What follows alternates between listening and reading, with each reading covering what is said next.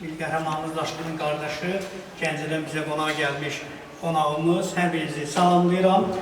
Xatırladım ki, Azərbaycan Respublikası qeyri-hökumət təşkilatlarına dövlət dəstəyə getdiyi bir çox qeydlərlə yanaşı bu illəri həm də Zəka işığında milli dəyərlərin təbliğinə dəstək ictimai birliyini, o cümlədən də onun rəhbəri, sizin də dostunuz, tanınmış şair, publisist, eyni zamanda filoloq alim və məktəb pedaqoqu, psixoloqu Cəmilə xanım Çiçək İsfəndiyarovaya bu layihədə müəyyən mənada görüşlərin təşkili üçün, layihəni həyata keçirmək üçün vətənpərvərlik bugün baxacağımız sosial çarxı hazırlamaq üçün böyük bir dəstək olmuşdur. Ona görə də biz yenə də agentliyə, əlbəttə agentlikdən əvvəl Prezident İlham Əliyev cənablarına, Mehriban xanıma ki, onlar həmişə şəhid ailələrinin yanındadır. Bunu yəni ki, Əhmədli Daşqının da ailəsinin nümayəndəsi təsdiqləyər və hər birimiz də bunu görürük.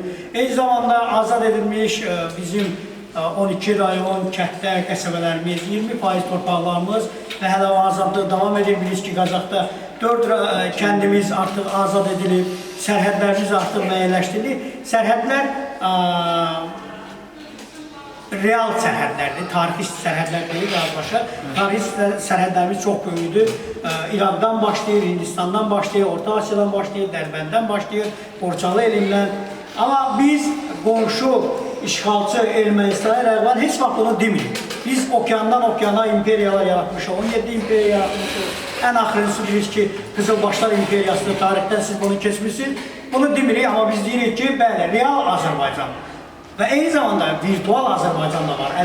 55-60 milyonluq dünya Azərbaycanlıları, 100 milyona yaxın qarışıq millətdən, nigahdan olan bizim vətəndaşlarımız, soydaşlarımız dünyanın hər yerində yaşayır.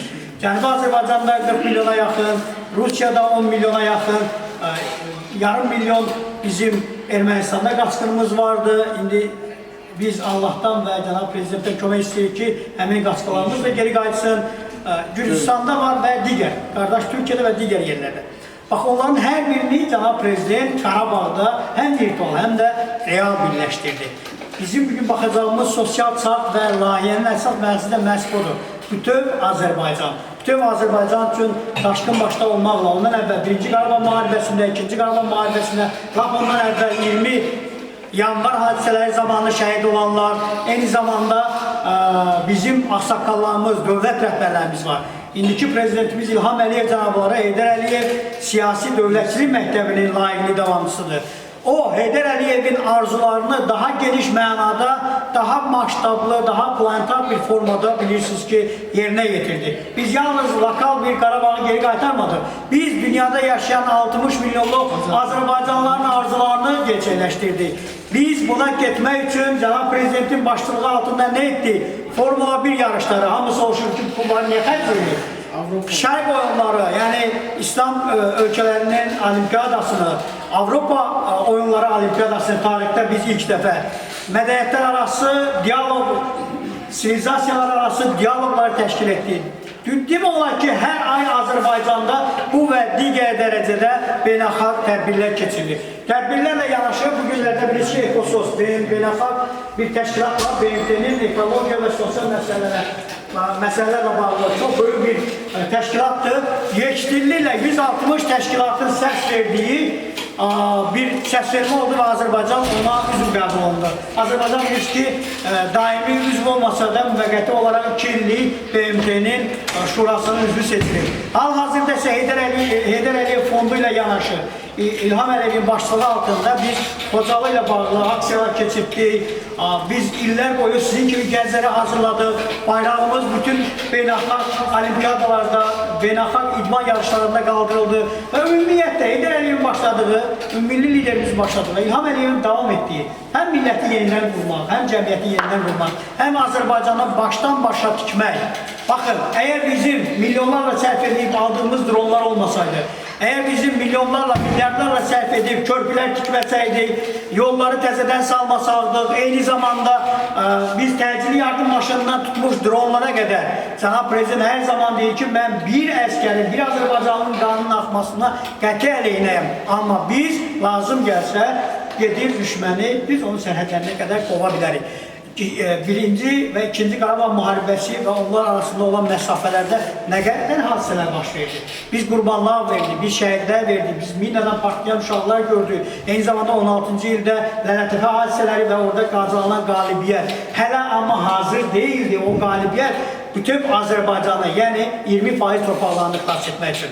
Bunun üçün məqam lazımdır. Bəlkə də koronavirus və pandemiyası bizə kömək elədi. Pis olsa da müsbət tərəfi də oldu. Bəlkə də biz məşq edildi 16-cı ildə, orada məşq etdi Qarabağda 18-ci ildə, ondan da böyük qalibiyyət Naxçıvanda oldu və 20-ci ildə artıq ordu hazır idi. Artıq 100 min könüllü cənab prezidentin bir səsi ilə Vətən uğrunda vuruşmaq üçün, canından keçmək üçün cəbhəyə yazıldı. Artıq xalqın özü hazır idi.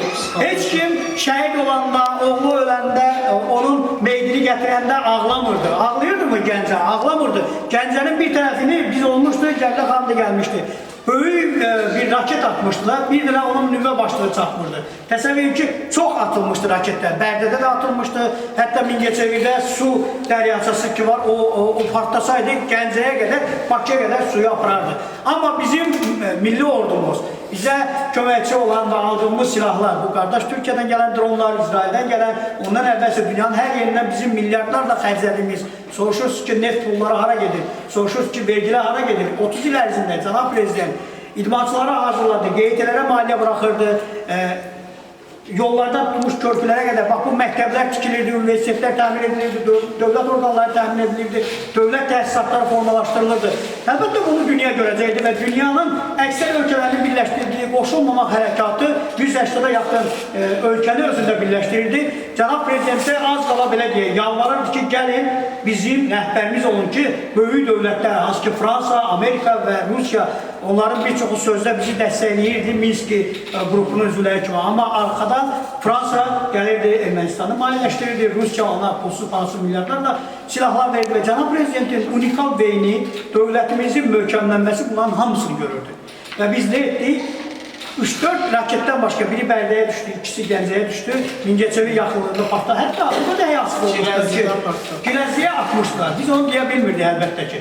Və dövlətin də gözəlliyi onda idi ki, cənab prezidentin rəhbərliyi altında xalqın özü də dövlət nə deyirdi, onu edirdi.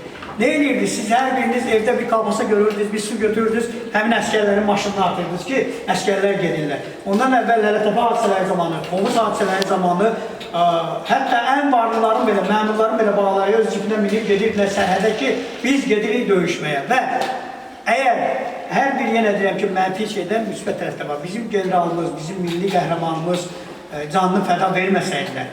Onlar da kim üçün verirdilər? Onlar 1-ci Qarabağ müharibəsində yazılırdı. Vətən və Heydər Əliyevə görə, 2-ci Qarabağ müharibəsində Vətən və Prezident Ali Baş Komandanın əmrinə görə, eyni zamanda baxın, mübariz getdi, 120-yə yaxın işğalçını məhv etdi.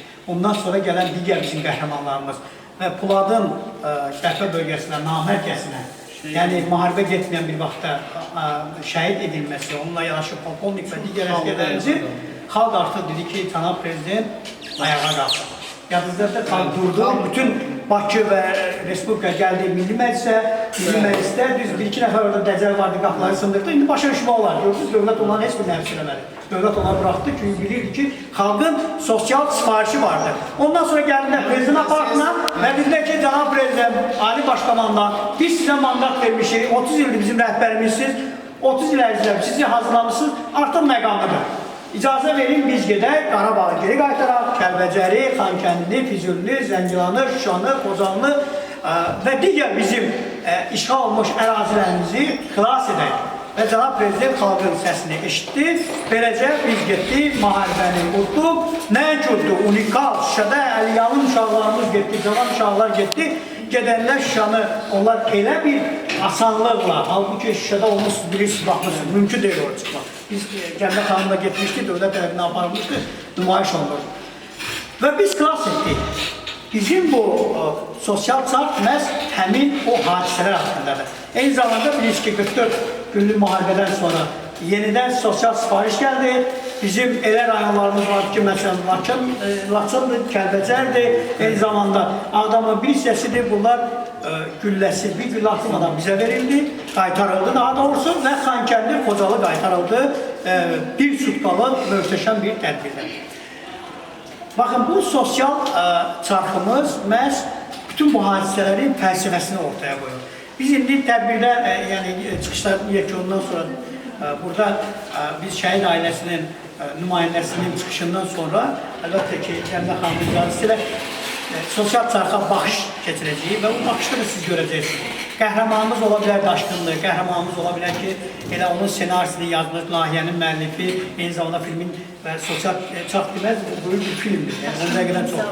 Daşqının simasında, timsalında bizim milli qəhrəmanlarımız, əlbəttə onun başında sərkərdəmiz, Qarabağ Fatihi durur, bizim qazilərimiz, bizim qəhrəmanlarımız və xalqımızdır. Hər biriniz, siz elə bilirsiniz ki, sizin ata-analarınız müharibədə iştirak eləməyir. Əgər atanız, ananız işləyirsə, vergi verirsə, İlyas müəllim işləyirsə, vergi verirsə, sizi tərbiyələndirməkdə bu müəllimlər iştirak edirsə, sizin və bizim hər birimiz bu müharibədə qalib gəlmişik. Üzdə görsənən dronlardır, üzdə görsənən erməniləri, daha doğrusu işğalçıları məhv edən qəhrəmanlarımızdır, şəhidlərimizdir, amma arkada xalqdır, arkada dövlətdir, ölkədir və biz fəxr etməliyik ki, bizim belə bir qalib dövlətimiz, zəfərçan ordumuz, qalibiyyət əldə edən xalqımız var. Mən inandırım ki, 50 milyon dünya Azərbaycanlıları bundan sonra belə zəfərləri toxunur.